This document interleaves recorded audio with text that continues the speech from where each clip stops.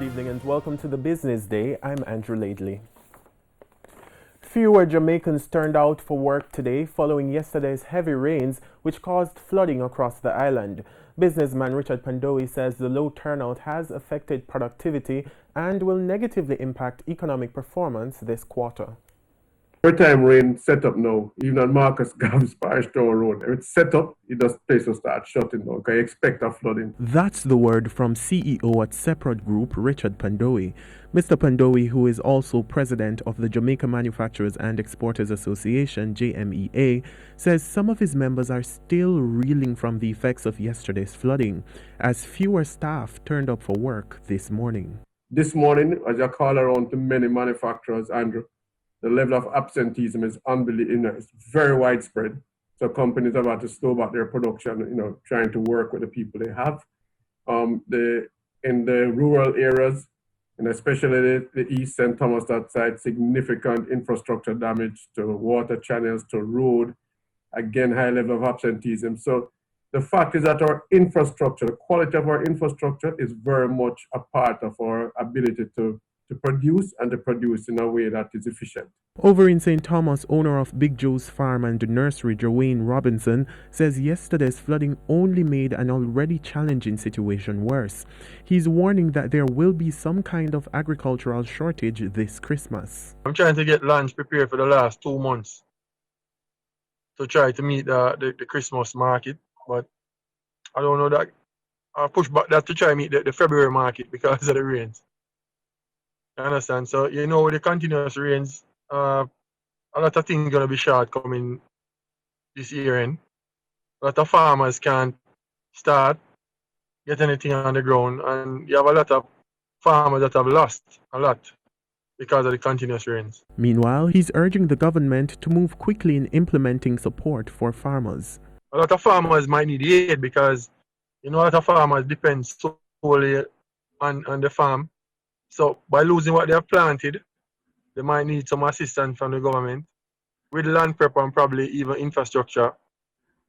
You understand? Because when you look at certain areas, there's a lot of damage to roadways. So farmers probably in a sense can't access the plots or the farms. At the same time, the JMEA president is criticizing the government's accountability process when it comes to infrastructure development. He's urging taxpayers to demand better. There's not enough accountability for the level of, for me, the level of unacceptable workmanship we're seeing. You can get a weather situation that is just above normal and it creates damages. We know that. But we're talking if rain set up to fall on Marcus Garvey, people just start fretting because I know it can take another 2 hours to get to them. The car might shut on the water and they might end up can't cross the water.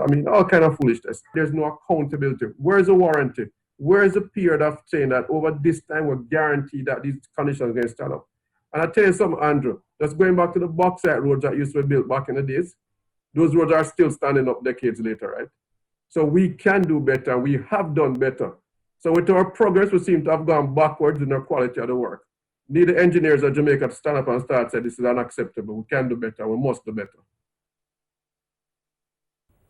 The Bank of Jamaica intervened in the foreign exchange market today for the 4th time this month. The central bank offered $15 million to authorize the dealers and cambios.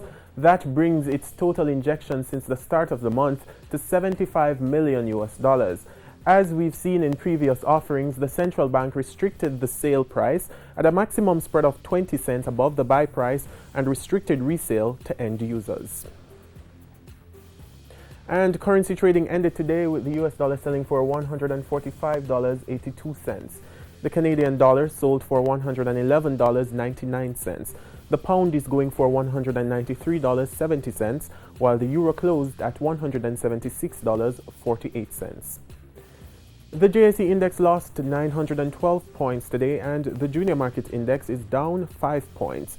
Among the winners were Proven Investments US dollar shares, Carib Cement, Trans-Jamaican Highway, Medical Disposables and Supplies, and Salada Foods. Now on the losing side were Jetcon Corporation, Sterling Investments, Scotia Group, Jamaica Broilers, and Caribbean Cream. That's the Business Day. I'm Andrew Laidley. Good evening.